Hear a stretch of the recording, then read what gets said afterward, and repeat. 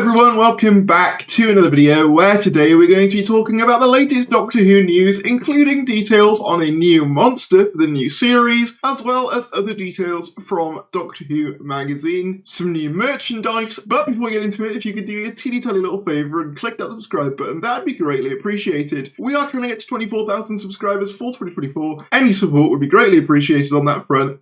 But with that said, let's get into the video. So yeah, first things first, as you guys know, Doctor Who magazine issue 599 has released. Now obviously I'm not going to go over all of it. To be honest, there's not been many major headline-worthy news pieces in it. Just some really good interviews, and I'm also briefly going to be talking about the brand new 15th Doctor comic strip that's in there as well. But overall, it's a really strong issue, but it's not like a huge, heavy one on news and castings. Most likely because it's January, we've still got about 4 months until new Doctor Who happens again, so that makes sense to me. But there's a lot of interesting stuff, including a joint interview with David Tennant and Ncuti Gatwa that's really good.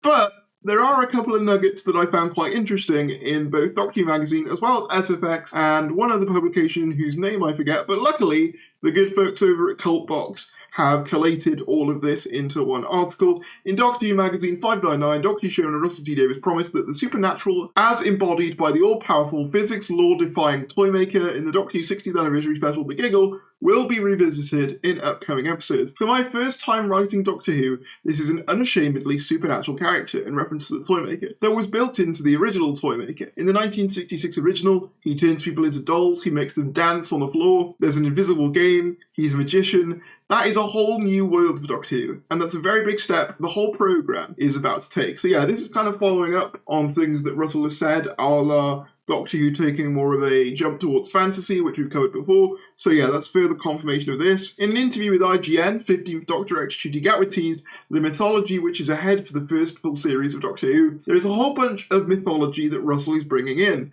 There's a whole pantheon full of different villains and lore and mythology that he's bringing into the show. It's just very exciting and very indicative of the new adventures will be going on in Doctor Who. In the second Doctor Who anniversary special, while Beyonder, the 14th Doctor introduced the idea of superstition to the Not-Things by telling them they couldn't cross a line of salt. The Doctor worried about invoking a superstition at the end of the universe, where the walls are thin and things are likely. The 2024 series will explore myth and the supernatural. In SFX magazine, both Ncuti Gatwa and Davis mentioned an actor on set playing the Boogeyman, a terrifying mythical creature which adults tell children will visit them if they misbehave. So yeah, this was one of the first things I wanted to cover. We've had the Toymaker, we've had goblins, and now we're having the Boogeyman, or the Bogeyman, or however you want to say it.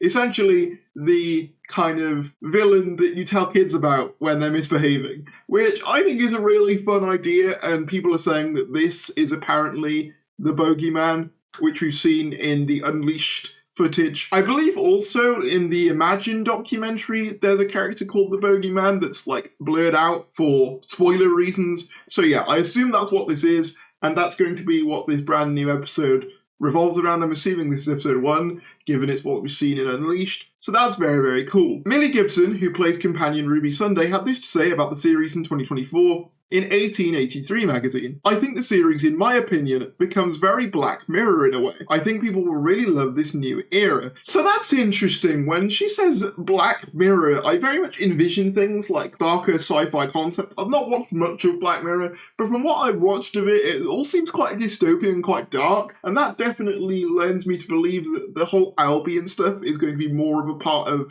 this first season than we realise. So yeah, very interested to hear that, and a combination of fantasy and Black Mirror, I'm here for that. I'm absolutely here for that. That sounds like an incredibly fun vibe. Yeah, sounds very good. According to Scott Hancock in the production notes section of Doctor Who magazine, Block 2 features an actor who might be familiar to fans having appeared in a previous anniversary adventure.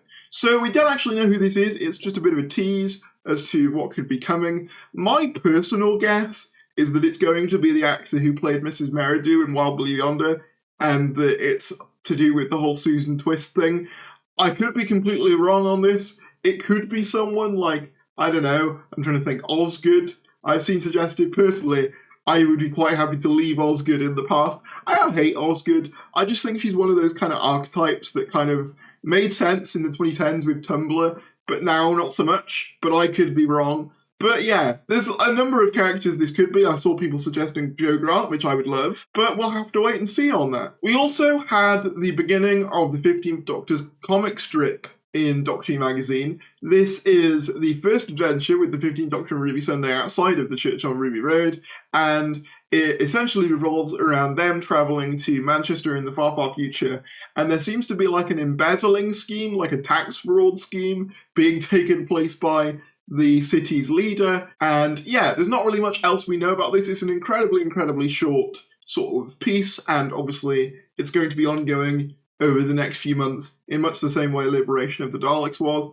I am hopeful that we might get a few more, I guess, long-running comics. I did hear that Titan are doing a run, which is very cool. If you guys want me to cover the comic run in more detail, I'd be happy to do that. It's just with things like Liberation and this, so many of the issues are so brief that there's not much to say individually, but they all sort of contribute to a larger whole. But we'll see. I do want to get the Liberation of the Daleks book with all of them in it. I haven't managed to pick that up yet. On the topic of Doctor Who merchandise, though, an Instagram account called A Plastic Tan has revealed that an Australian retailer has listings for new Barbie signature items, or dolls, whatever you want to call them. Alongside Harley Quinn and Poison Ivy, we're also getting the Doctor and Ruby Sunday as well, according to this Australian listing, which is very cool. And by the way, these are Australian dollars, not British pounds. I believe that each doll is going to be about 50 quid each, which does seem quite steep, but apparently limited edition Barbies are always that kind of price. I don't know, I've never bought one. I know they did do a 13th Doctor one way back. I never got my hands on that one, but yeah, it's very cool that they're doing this. It's a sign that Doctor Who is, you know, popular enough at least to get like a Barbie release. And I mean, it kind of makes perfect sense given Ncuti Gatwa was a Ken in the Barbie movie. This kind of feels like one of those full circle type things where it kind of felt inevitable,